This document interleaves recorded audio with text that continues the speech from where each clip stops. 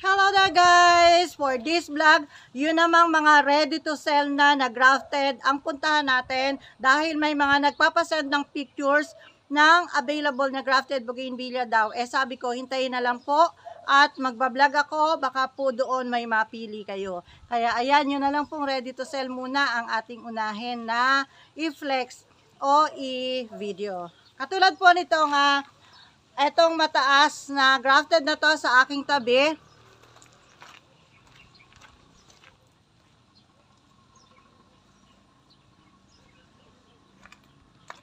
Ayan, ganyan po siya kataas at mabulaklak na siya. Ayan, ang dami ng bulaklak. Teka po at lalapitan ko para makita ninyong mabuti. Ayan, ito po yung matangkad na to. Naka-white pa po ng pintura. Hindi pa na-ire-red yung pintura ng kanyang paso. Mabigat din po ito. Baka pang-4 na tao ang bubuhat. Heavy duty rin po yung paso niya. Ayan po siya. Lapit natin para makita yung kanyang mga bulaklak. So, ito po yung mga bulaklak niya. Ito, golden peach, kapuprun pa lang. Ito ay tricolor na variegated. And then, ito yung Miss Eve niya. And, sa taas, ayan. Iba-iba rin yung variety niya. Hindi pa siya ganon kalago.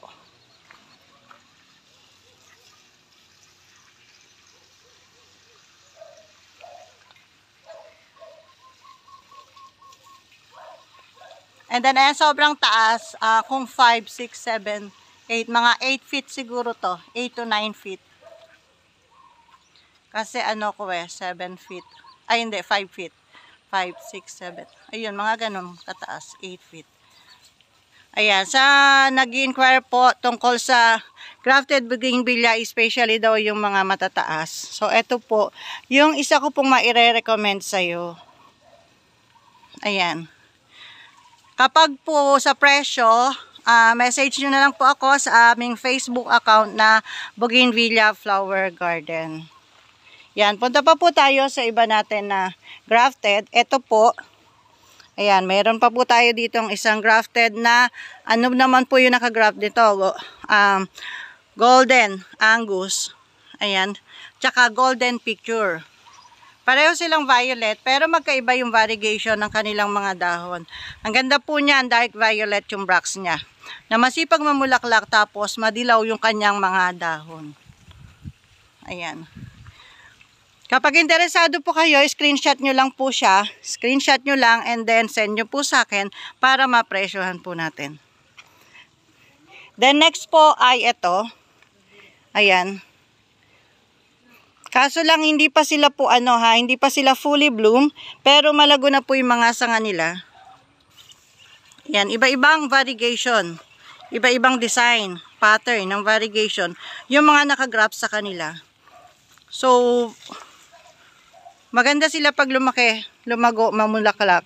Kaya lang sa ngayon, hindi pa sila mabulaklak. So, lagpasan natin yan, humanap tayo ng mabulaklak para, ayan. Ito pa isa, ang dami ring variety multigraft din. Iba-iba yung variegation. Pero wala pa ring bulaklak. Ayan. Kung interesado po kayo sa mga ganyan, piliin nyo na kahit hindi pa ganun kalago. Kasi pagka po may nakapiling iba, ayun, sayang.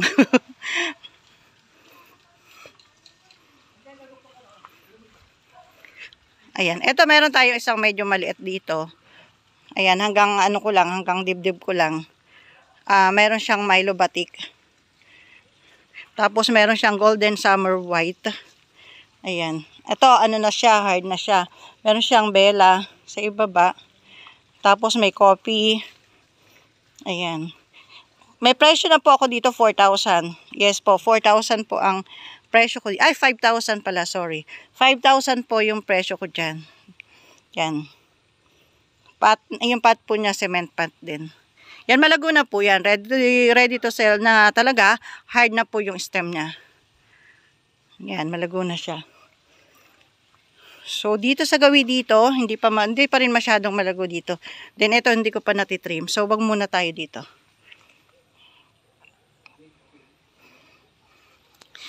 Ito pa yung isang hard stem. Meron siyang frozen sakura. And then meron siyang bella. Meron din siyang Miss Eve. Meron din siyang silver pink. Ayan, ang ganda. Hard stem na rin po ito, kaya lang hindi pa ganun karami yung bulaklak niya. Yan, mataas pa po sa akin, mga 6 feet siguro siya. Yan, hindi hard stem na siya, kaya lang hindi pa ganun kabulaklak. Alam niyo po ba kasi, hindi po kami nag-a-apply pa ng fertilizer until now. Kasi po, dati madalas ang pag-ulan. Ngayon po, hindi na masyado umuulan, ilang araw na. Pero still, hindi pa rin po ako nagpapa-apply ng fertilizer. Parang gusto ko hintayin na lang silang mamulaklak ng ganun na lang. Ayan, ito po maganda yung RS, oh. 8,000 naman po yung presyo ko dito kasi malaki po yung RS nito, yung puno. Tapos, ayan po yung mga sanga niya. Hard stem na rin po siya. Meron siyang Sacriana, variegated Sacriana. And then meron din siyang glossy brisa. Meron din siyang ganito, yung white. Yan, may glossy brisa. Tapos yung iba po kasi pinrune ko. Ayan, ngayon pa lang nagsisimulang umusbong. Yan. Meron din siyang silver pink. Then meron din ito yung flame purple. Ayan. Yan din po ay hanggang leeg ko lang.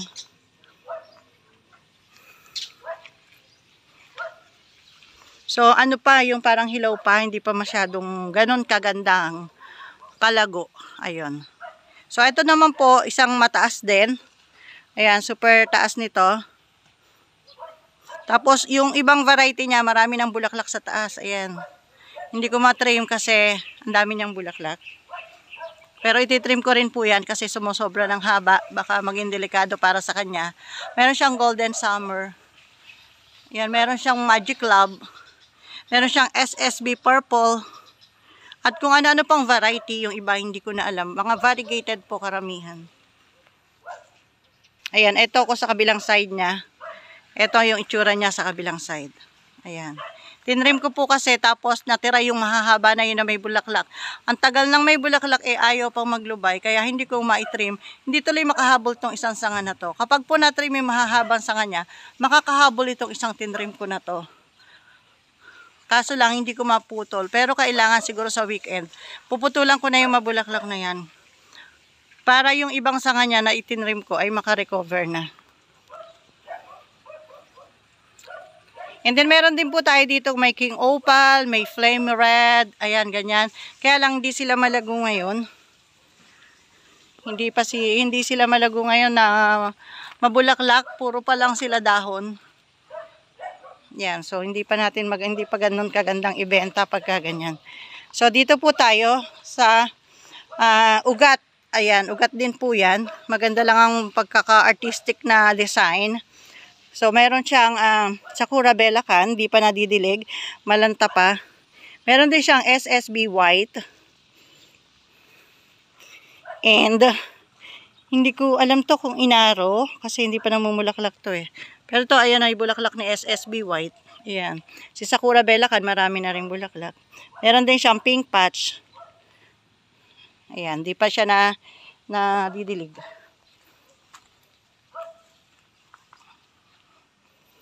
Yan po siya.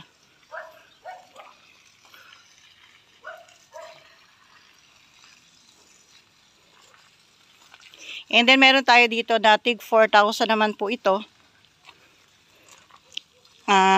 Tricolor variegated din. Yan, daming bulaklak oh. Tapos meron din siyang ito yung silver pink. And may tricolor din dito, may Miss Eve. Ayan, ang dami niyang bulaklak. Tapos may mga buds pa siya. Tapos may iba pa siya dito para siyang Hawaii. Yan, may iba pang variety na walang bulaklak. Ganda nito. Ganda nito, ang daming bulaklak at ang dami pang buds.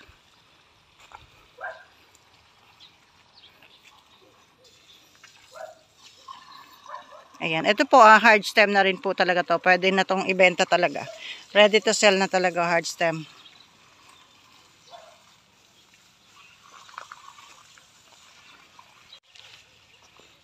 Then meron pa po tayo ditong isang king opal tsaka flame red. Ayan sa taas, ang dami niyang bulaklak.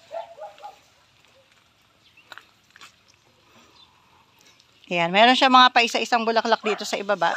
Pero sa taas, marami siyang bulaklak.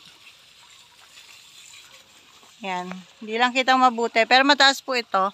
Mga 10, ganun din yung isa, parang mga 8 feet, ganun pataas. Ayan, malago na rin po siya. 10,000 po ang presyo natin dito. Ayan, ang dami na po niyang sanga, usbong. Ready to pamumulaklak na siya. Kaya doon sa taas, marami ng bulaklak eh. Ayan din, ito pa po ang isa natin na ganyan din grafted. 10,000 din po ang presyo ko. Meron po siyang flame red. Tapos meron siyang coffee. Milo batik. Milo batik. And ayan, mabulaklak na rin siya. Yung flame red niya, mabulaklak na. Tsaka meron siyang ruby flame. Ito si ruby, may bulaklak na rin. Ito si ruby. Ayan, daming buds ni ruby. Yan, mataas din po sa akin to kasi taas nung kanina, mga 8 feet. Ganon din po.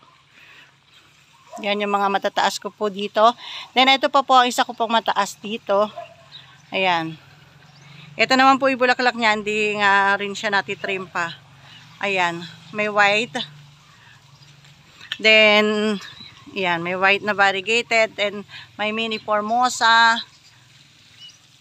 Ayan. Yan po yung may bulaklak niya ngayon. Kailangan na siguro natin mag-apply ng fertilizer para lumabas na yung kanilang mga bulaklak. And then ito po golden summer white. Parang single lang to puro white. Pero hindi, dito pala meron.